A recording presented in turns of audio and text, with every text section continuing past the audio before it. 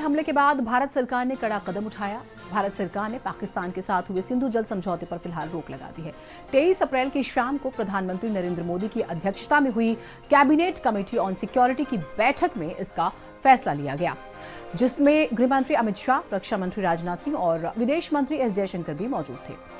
इसके बाद विदेश मंत्रालय की ओर से एक प्रेस कॉन्फ्रेंस में ब्रीफिंग हुई और जानकारी दी गई। भारत और पाकिस्तान ने 9 सालों की बातचीत के बाद सितंबर 1960 में IWT पर हस्ताक्षर किए थे, जिसमें विश्व बैंक भी मध्यस्थ के रूप में इस संधि पर हस्ताक्षर किया था। उसने संधि ने निर्धारित किया कि सिंधु नदी प्रणाली की 6 नदियों के जल को भारत और पाकिस्तान के बीच कैसे साझा किया जाए।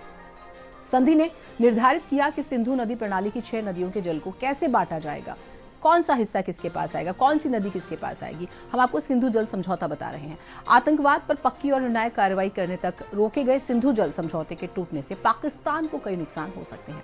आपको ग्राफिक्स के जरिए बताते हैं हम कि क्या था सिंधु जल समझौता और इस पर रोक लगाने से पाकिस्तान कैसे परेशान है, कैसे कमर टूट जाएगी। 19 सितंबर 1960 ये समझौता हुआ। तत्कालीन पीएम जवाहरलाल नेहरू और पाकिस्तानी राष्ट्रपति अयूब खान ने इस पर हस्ताक्षर किए थे। बंटवारे के बाद दोनों देशों के बीच पानी के बंटवारे को लेकर फैसला हुआ। सिंधु बेसिन से बहने वाली 6 नदियों को पूर्वी और पश्चिमी हिस्से में बांटा गया। फिर क्या हुआ, पूर्व पश्चिम में विभाजित की गई सिंधु की सहायक नदियां, 6 नदियां जिसका हम जिक्र कर रहे हैं, और सिंधु, चेनाब और झेलम का पानी पाकिस्तान के हिस्से आया। जबकि भारत की बात करते हैं तो भारत के हिस्से आता है रावी, व्यास और सतलुज का पानी, जो भारत इस्तेमाल करता है। अब क्या हुआ, ये जल समझौता क्या था वो हमने आपको बताया, लेकिन अगर ये रुकता है तो पाकिस्तान के साथ क्या होगा, सब कुछ खत्म हो जाएगा। सिंधु नदी को पाकिस्तान की लाइफलाइन माना जाता है। 21 करोड़ से ज्यादा की आबादी सिंधु उसकी सहायक नदियों पर निर्भर है। यहां पर क्या होगा, पाक की 80% खेती जो है सिंधु नदी के ही पानी पर निर्भर करती है। उसके अलावा पाक के प्रमुख शहर कराची, लाहौर, मुल्तान सिंधु के पानी पर निर्भर है और ये हाईली डेवलप्ड शहर है। तरबेला, मंगला जैसे पावर प्रोजेक्ट भी इन नदियों के सहारे ही चल रहे हैं। उसके बाद आपको बताते हैं, पाक के कई शहरों पर ब्लैकआउट का खतरा मंडरा जाएगा। अगर पावर हाउस ही आपके बैठ गए तो बिजली कहां से आएगी। पाक में खाद्य उत्पादन में गिरावट आ सकती है। जब पानी नहीं होगा तो खेती कहां से करेंगे, तो आप इसे समझ लीजिए। उसके बाद पाक में लाखों लोगों के सामने भूख का संकट आ जाएगा। जब खेती नहीं होगी तो फिर खाएंगे क्या, उपजाएंगे क्या, ये एक प्रश्न। और शहरी वाटर सप्लाई जो है वो रुक जाएगी। तो भारत ने जब ये कदम उठाए तो पाकिस्तान तिलमिला गया, परेशान हो गया। पहलगाम आतंकी हमले में 26 लोगों की मौत के बाद भारत ने पाक का हुक्का पानी बंद कर दिया। 2 विदेशी भी थे, कुल 28 लोगों की मौत हुई। लेकिन एक फैसला पाकिस्तान की कमर तोड़ने वाला रहा, जिससे पाक बौखला गया। भारत सरकार ने पाकिस्तान की लाइफलाइन सिंधु जल समझौते को रोक दिया, जिसका असर यह होगा कि पाक में अकाल आ सकता है, जो अभी हमने आपको बताया, पावर कट हो सकता है। बौखलाहट में पाकिस्तान भी गीदड़ भपकी देने लगा। हुआ यह कि पाकिस्तान के प्रधानमंत्री शहबाज शरीफ की अध्यक्षता में इस्लामाबाद में राष्ट्रीय सुरक्षा समिति की बैठक हुई। बैठक के बाद पाकिस्तान ने कहा कि वो शिमला समझौते को रद्द कर सकता है। यह समझौता 1971 के भारत पाक युद्ध के बाद हुआ था। शिमला समझौता समझिएगा, जिसमें पाकिस्तान को करारी शिकस्त मिली थी और पूर्वी पाकिस्तान, जो कि अब बांग्लादेश है, एक स्वतंत्र राष्ट्र के रूप में अस्तित्व में आया था।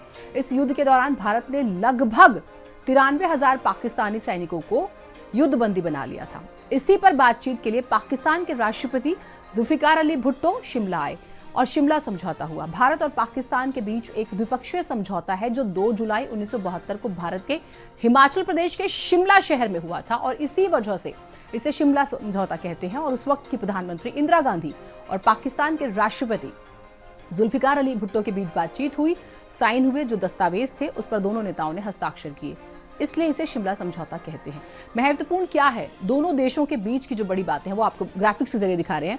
दोनों देशों ने तय किया कि अगर उनके बीच में कोई भी विवाद होता है तो वो आपसी सहमति से ही उसको सुलझाएंगे। भारत पाक ने तय किया कि दोनों देश विवाद जो है आपसी बातचीत से सुलझाएंगे। कश्मीर के मुद्दे को लेकर भी फैसला हुआ। भारत पाकिस्तान के बीच की नियंत्रण रेखा को कोई भी देश जो है वो एक तरफा क्रॉस नहीं करेगा अपनी मर्जी से। दोनों देश एक दूसरे के खिलाफ हिंसा, युद्ध और गलत प्रचार नहीं करेंगे, लेकिन पाकिस्तान इसको नहीं मानता। इतिहास गवाह है, तमाम डाटा है। दोनों शांति से रहेंगे और अपने रिश्ते बेहतर बनाएंगे, लेकिन पाकिस्तान से आप उम्मीद नहीं कर सकते। शिमला समझौते ने कश्मीर के मुद्दे को अंतर्राष्ट्रीय मंचों पर ले जाने से रोका। दलील दी गई, बाकायदा कारण बताया गया कि हमारा इंटरनल मैटर है, इसमें किसी और देश का इंटरफेरेंस बनता भी नहीं है। कश्मीर का मामला भारत और पाकिस्तान के बीच का मामला है, जो मैंने दलील का जिक्र किया। तो दोनों देश आपसी बातचीत से इसे सुलझाएंगे।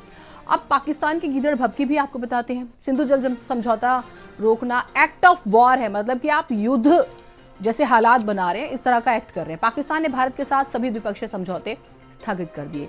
एयर स्पेस जो है उसको रोक दिया। शिमला समझौता 1972 को भी स्थगित करने की चेतावनी दी, जो भी हमने आपको बताया कि शिमला समझौता बेसिकली है क्या। वाघा बॉर्डर को बंद करने का ऐलान किया जा चुका है। तो पाकिस्तान गीदड़ भभकी दे रहा है बजाय कि वो अपने में सुधार करे। पाकिस्तान ने भारत के लिए एयर स्पेस बंद कर दिया, यानी कि जो फ्लाइट्स गुजरती हैं, एयर स्पेस आप समझते हैं, वो फिलहाल बंद है। पाक ने भारत के साथ सभी तरह के कारोबार बंद कर दिए हैं। तो ये जानकारी भी बहुत महत्वपूर्ण थी। तो पाकिस्तान गीदड़ भभकी दे रहा है, लेकिन हमारी तैयारी पहले से हो चुकी है। पहलगाम हमले के